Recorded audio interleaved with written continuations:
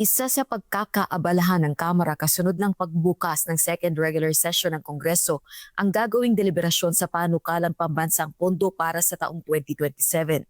Nasa 7.2 trillion pesos ang halaga ng proposed national budget para sa susunod na taon.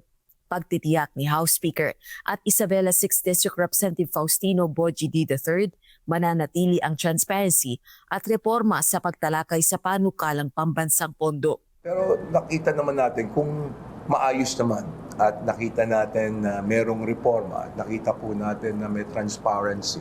Sa tingin ko, lalo pa natin bibigyan ng mas mga mahalagang mga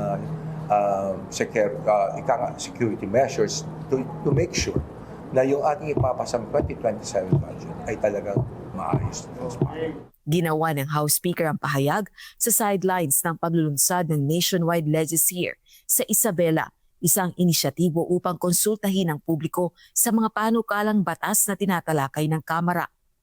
Samantala, kumpara naman ngayong 2026, halos 6% o mahigit 4 billion pesos ang itinaas ng National Expenditure Program para sa 2027.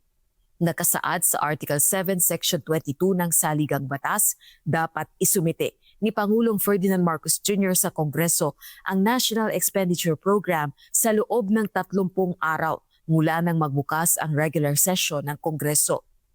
Giit naman ni Budget Acting Secretary Kim Robert De Leon, isinailalim ang panukalang pondo ng bawat ahensya ng gobyerno sa pinakamahigpit na pagsusuri sa mga nakalipas sa taon.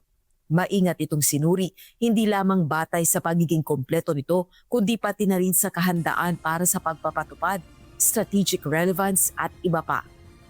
Rosalie Coz, UNTV News and Rescue.